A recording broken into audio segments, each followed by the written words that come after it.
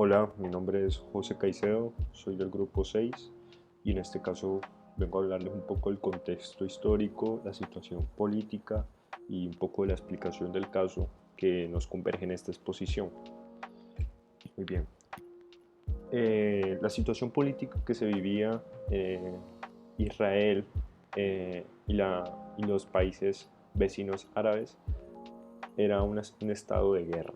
Se vio una guerra constante para aquel 1948. Por lo tanto, está en un estado crítico esta zona geográfica, por lo que la Organización de las Naciones Unidas designó como mediador a Folke Bernadotte aquel 20 de mayo de 1948 para este conflicto árabe-israelí. Cabe resaltar que este conflicto árabe-israelí fue uno de los primeros en los que se enfrentaron el Estado de Israel y sus vecinos árabes. Eh, para los mismos árabes palestinos, esta guerra marcó el comienzo de lo que ellos denominan el Nakba. El Nakba se traduce algo al español como la catástrofe.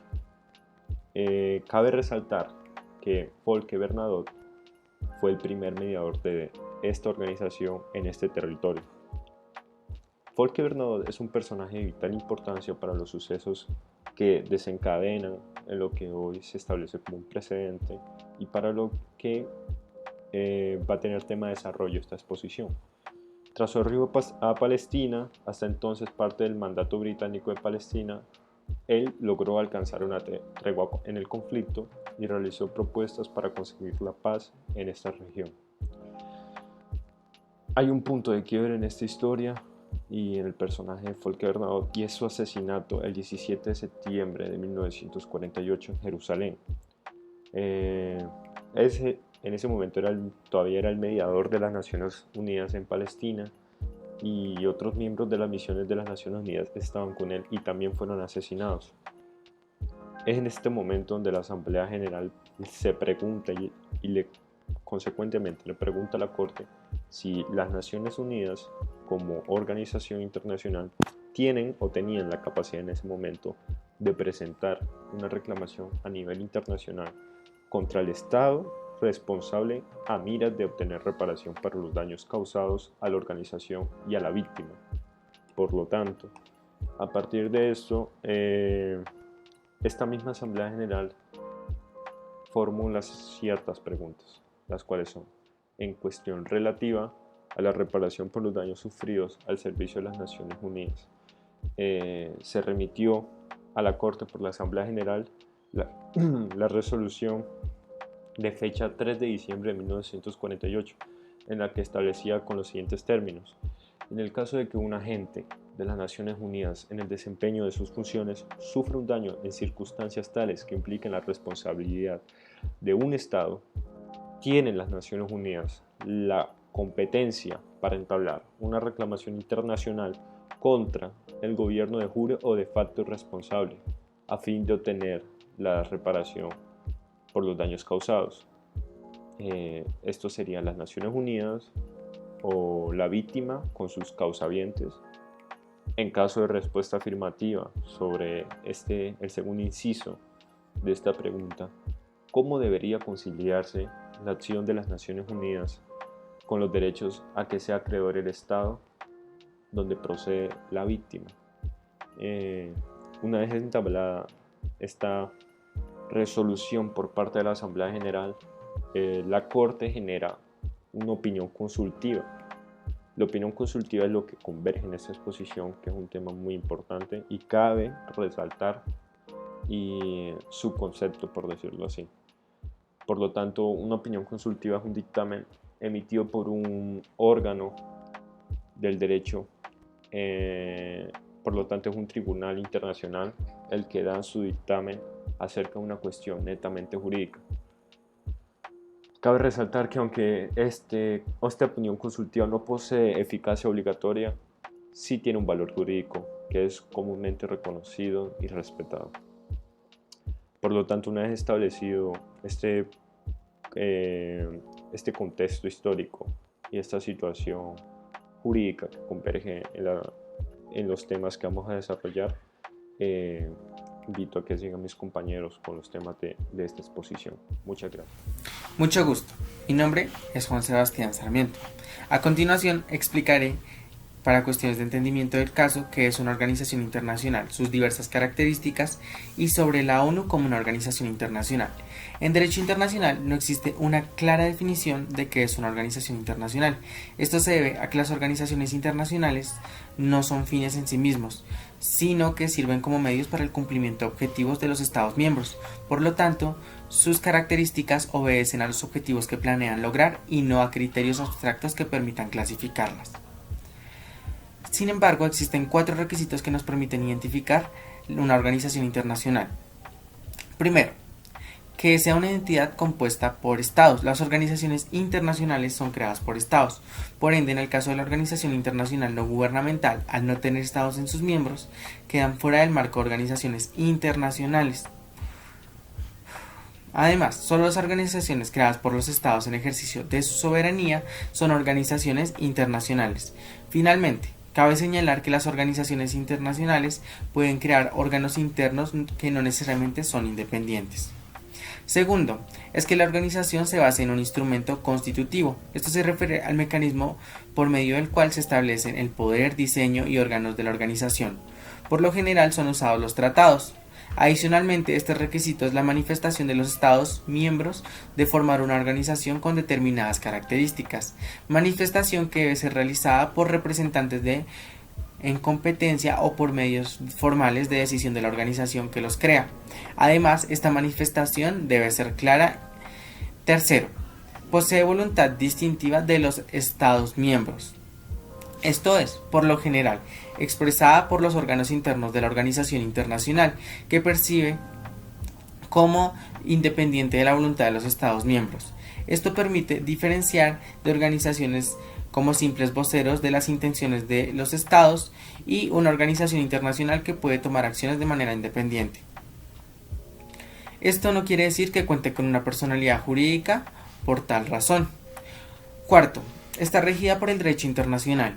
Esta deriva del régimen del instrumento constitutivo, el cual generalmente son los tratados, lo cual nos permite que la organización internacional formada por el acto esté sometido al derecho internacional. Esto también quiere decir que es titular de derechos y deberes del derecho internacional, por lo tanto cuenta con personalidad jurídica. En lo que refiere a la personalidad jurídica de las organizaciones internacionales está el ámbito interno y el ámbito externo. En el ejercicio de sus funciones que les han sido atribuidas deberán actuar en el ámbito del territorio de los estados, o sea, el ámbito interno. Por ello, tiene cierta personalidad jurídica en los órdenes jurídicos internos, similar a los que reconocen a las personas jurídicas extranjeras. Este reconocimiento puede adoptar una forma general y abstracta, o bien puede ser más detallada. Estas disposiciones se completan con la adopción de algunos convenios particulares donde se mencionan privilegios e inmunidades de la organización internacional en el territorio de los estados. Los acuerdos de sede precisan el contenido de la personalidad jurídica de la organización internacional en los órdenes jurídicos internos. También hay que decir que las legislaciones nacionales de los estados pueden contener precisión del ejercicio de la capacidad de la organización. El ejercicio de la personalidad jurídica en el ámbito interno está limitado por el principio de especialidad, lo que quiere decir que está restringido por los objetivos y funciones que se le han asignado a la organización internacional. Los conflictos que deriven de sus actuaciones son resueltos mediante el sometimiento a tribunales nacionales o tribunales de la organización internacional. En el ámbito externo o en el plano internacional, el Tribunal Internacional de Justicia reconoce la subjetividad internacional de esto, que es la capacidad de ser titular de derechos y deberes internacionales, así como la capacidad de cobrar internacionalmente. Además, esto puede ser implicada, es decir, no hace falta una disposición expresa en su Carta Constitutiva y oponible a terceros estados no miembros de la organización internacional. En definitiva, se trata de una personalidad jurídica objetiva. En los derechos titulares de las organizaciones internacionales encontramos el derecho a celebrar tratados internacionales, establecer relaciones internacionales, participar en procedimientos de solución internacional, participar en relaciones de responsabilidad internacional y exigir responsabilidad internacional. Para terminar, la ONU es una organización internacional de la Carta de las Naciones Unidas o Carta de San Francisco. Forma parte de la estructura internacional con más de 190 miembros actualmente y fue fundada, entre otros motivos, para mantener la paz y la seguridad del mundial. El sistema de Naciones Unidas está compuesto por diversos organismos. Los organismos son autónomos respecto de la ONU, excepto en la coordinación y su control. Además, están sujetos al derecho internacional, ya que mantienen relaciones directas con otros estados, no solo gozan de inmunidad y privilegios, sino que también han llegado a ser titulares de derechos. Para que la cooperación internacional sea realmente eficaz, es necesario un sistema de coordinación que abarque tanto los organismos especializados como los generales. Hola, mi nombre es Daniela Garzón y junto con mi compañero Javier Molina estaré exponiendo los problemas jurídicos y las reglas aplicadas por la Corte en esta opinión consultiva. Así, el primer problema jurídico que se plantea la Corte es si las Naciones Unidas tienen personalidad jurídica internacional. La razón por la que se plantea esto es que dependiendo de la respuesta, dependerá si esta organización tiene capacidad o no para presentar un reclamo internacional. En primer lugar, lo que la Corte entra a considerar es qué características tenía la intención de dársela a la ONU y los fines del texto constitutivo de esta organización. Así, en opinión de la Corte, la ONU tenía por objeto ejercer y disfrutar, y de hecho está ejerciendo y disfrutando, de funciones y derechos que solo pueden explicarse sobre la base de la posesión de una gran cantidad de personalidad internacional y la capacidad de participar en el plano internacional. Entonces, en opinión de la Corte, la ONU está destinada a ejercer funciones y gozar de derechos y responsabilidades conferidas por sus Estados miembros que no podrían explicarse si no poseyera personalidad internacional. Por todo lo anterior, el tribunal llega a la conclusión de que la ONU es una persona internacional. Ahora bien, lo que hizo la Corte en este caso fue una interpretación teológica de la Carta de la ONU.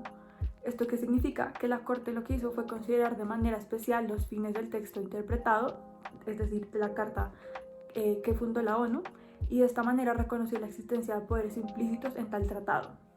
En este caso, el de personalidad jurídica internacional, pues consideró que aunque este no se encuentra de manera explícita en la Carta, era necesario para cumplir las funciones de la organización y para que alcanzara sus objetivos, y por lo tanto había sido concedido de manera implícita. Entonces, la regla jurídica que debe aplicar la Corte para resolver esta pregunta de manera afirmativa es que los derechos y deberes de una entidad como la ONU, que es una organización internacional, deben depender de sus fines y funciones según lo especificado o implícito en sus documentos constitutivos y desarrollados en la práctica.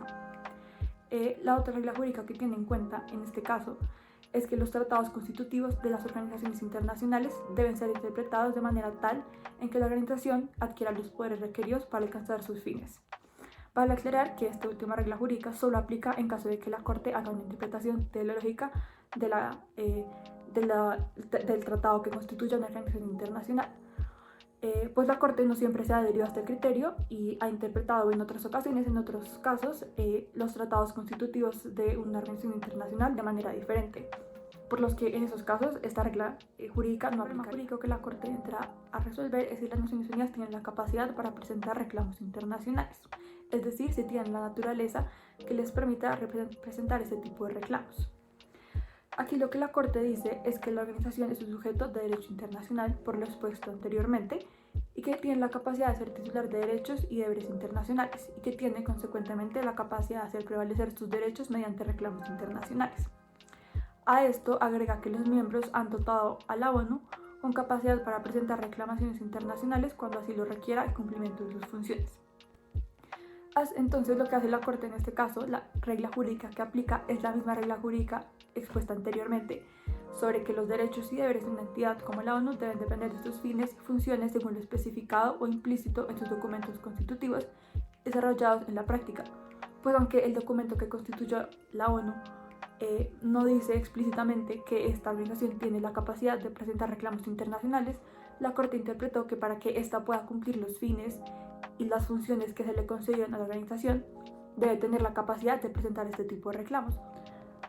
Ahora bien, el tercer problema jurídico que la Corte revisa es si las Naciones Unidas tienen la competencia de presentar reclamaciones internacionales contra uno de sus Estados miembros por los daños causados por el incumplimiento de las obligaciones de ese Estado respecto a la organización.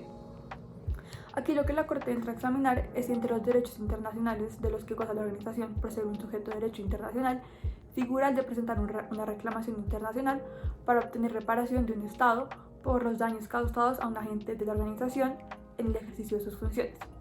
Aquí cabe aclarar que los daños a los que está haciendo referencia este problema jurídico son exclusivamente los daños causados a los intereses de la propia organización, a su maquinaria administrativa, a sus bienes, a sus activos y a los intereses de los que es tutor. La respuesta de la Corte a este problema jurídico es que sí, que las Naciones Unidas tienen la competencia de presentar este tipo de reclamaciones internacionales, ya que la reclamación se basa en el incumplimiento por el Estado presuntamente responsable de una obligación respecto a la organización. Así, cuando la organización ha sufrido daños resultantes de un incumplimiento por parte de un miembro de sus obligaciones internacionales, para la Corte es imposible ver cómo puede obtener reparación la ONU a menos de que posea capacidad para presentar este tipo de reclamación internacional. Entonces, la regla jurídica que aplica la Corte para resolver este problema jurídico son dos. La primera es que la parte a la que se le debe una obligación internacional puede presentar una reclamación con respecto al incumplimiento.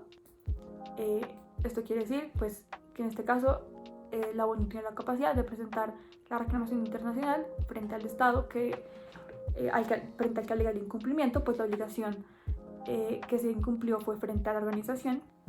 Y la segunda, que los derechos, pues nuevamente la que ya habíamos hablado anteriormente, que es que los derechos y los deberes de una entidad como la ONU deben depender de sus fines y funciones según lo especificado o implícito en sus documentos constitutivos y desarrollados en la práctica. Esto debido a que, nuevamente, aunque no se encuentra explícito ni en las disposiciones de la Carta que ésta puede presentar reclamos internacionales contra uno de sus Estados miembros por los daños causados por el incumplimiento de las obligaciones de ese Estado respecto a la organización, el tribunal entendió que para que la organización, la ONU, pueda cumplir sus funciones y los fines que le concedieron a sus Estados miembros, debe tener la capacidad de presentar este tipo de reclamos cuando ha sufrido daños. Hola, mi nombre es Javier Alejandro Molina y ahora continuaremos con los problemas jurídicos. El siguiente problema jurídico consiste en que si tienen las Naciones Unidas la competencia para entablar una reclamación internacional con el objetivo de obtener la reparación por los daños causados a la víctima, no a la propia organización, y si implican las disposiciones de las cartas relativas a las funciones de la organización su facultad de garantizar a sus agentes una protección limitada. La respuesta a esto es sí. Las cartas tienen las funciones de la organización y el papel desempeñado por sus agentes en el desempeño de dichas funciones. Implica que la organización puede otorgar a sus agentes la limitada protección que consistirá en la presentación de una reclamación a su nombre para la reparación de daños sufridos en tales. Y con tal en la primera pregunta, el Estado de que es nacional la víctima no podría alegar el incumplimiento de una obligación respecto a él. La obligación existe con la organización. Solo la parte a la que se le dé una obligación internacional puede presentar una reclamación con respecto al incumplimiento. Presentar una reclamación por los daños sufridos por su agente, incumplimiento de la obligación, la organización invoca como motivo de su alegación el incumplimiento de una obligación hacia sí misma. El daño por el que se exige la reparación se deriva del incumplimiento de una obligación destinada a ayudar a su agente de la organización en el desempeño de sus funciones. Al reclamar una reparación basada en el daño sufrido por su agente, la organización no representa al agente, sino que está haciendo valer su propio derecho, el derecho de garantizar el respeto de las obligaciones contraídas con la organización. Debe considerarse que la organización tiene esas facultades que, aunque no estén expresamente previstas en las cartas, se le confieren sus funciones, tanto para garantizar el desempeño eficiente e independiente de estas misiones como para prestar un apoyo eficaz a sus agentes. La organización debe proporcionarles una protección adecuada. Esta necesidad de protección para los agentes, la organización como condición para el desempeño de sus funciones. Se hace evidente que la capacidad de la organización para ejercer una medida de protección funcional a sus agentes surge de la intención de la Carta. Está autorizado a incluir los daños sufridos por la víctima o por las personas en el derecho a través de. La regla jurídica aplicada a la primera pregunta es que solo la parte a la que se le debe una obligación internacional puede presentar una reclamación con respecto a su incumplimiento, y a la segunda pregunta es que hay facultades que, aunque no estén expresamente previstas en la Carta, surgen en la intención de esta y se le confieren a esta organización por su carácter necesario y esencial para el desempeño de sus funciones y el logro de sus objetivos. El siguiente problema jurídico es que si pueden las Naciones Unidas presentar una reclamación internacional contra un gobierno responsable que no sea miembro de la organización. La respuesta es sí, la organización tiene la capacidad jurídica para presentar una reclamación internacional, tanto si el Estado responsable es miembro de las Naciones Unidas como si no lo es, porque tiene personalidad internacional objetiva. El tribunal dictamina que 50 estados, que representan a la gran mayoría de los miembros de la comunidad internacional, tenían el poder de conformidad con el derecho internacional, de incorporar a una entidad que poseía personalidad internacional objetiva y no mera personalidad reconocida por ellos solos, junto con la capacidad de presentar reivindicaciones internacionales. La regla jurídica en este caso sería cuando una organización internacional como la ONU tiene personalidad internacional objetiva, tiene la capacidad de presentar reclamos internacionales contra un gobierno responsable que no sea miembro de la organización. Ahora, el último problema jurídico sería que existe una regla jurídica que dé prioridad en los casos en los que podría surgir una competencia entre el derecho de Estado a la protección diplomática y el derecho de protección funcional de la ONU. La regla jurídica de este caso no existe como tal una regla que se pueda atribuir a prioridad una u otra protección o que obliga al Estado o a la organización a abstenerse a presentar reclamación. La Corte no encuentra razón para que en este caso las partes interesadas no puedan hallar una solución inspirada en la buena voluntad y el buen sentido. Gracias. Hola, mi nombre es Sofía Rosso y para finalizar esta exposición voy a realizar la conclusión. En conclusión, profundizamos el caso de opinión consultiva del suceso del 11 de abril de 1949 y lo que especificó la Corte Internacional de Justicia. También aclaramos los conceptos de lo que es una organización internacional, los requisitos para que se conforme una organización internacional y su máximo ejemplo, que es la Organización de las Naciones Unidas, la ONU. La Corte planteó diferentes problemas jurídicos, a lo que se dieron respuesta mediante el análisis del caso y la jurisprudencia citada. Se concluyó que las organizaciones son sujetos de derecho internacional y tienen la capacidad de ser titular de derechos y deberes. La ONU es una organización que tiene una personalidad internacional objetiva. Por lo tanto, tiene la potestad de presentar reclamo ante cualquier Estado, sea o no parte de su misma organización. Para una organización internacional como la ONU, al momento de presentar algún reclamo internacional, su base es el incumplimiento de algún Estado presuntamente responsable de una obligación respecto a la organización. También no se incluye la protección de ningún Estado a ser acusado por alguna organización internacional, ya que se presupone la capacidad de lograr acuerdos entre las naciones inspirados en la buena voluntad. Además, mientras que un Estado posee todos los deberes y derechos internacionales, una organización internacional no los posee en su totalidad, sino únicamente aquellos que estén en el texto constitutivo de las mismas, o que se deriven de esta por ser necesario para el cumplimiento de los fines objetivos y de la organización.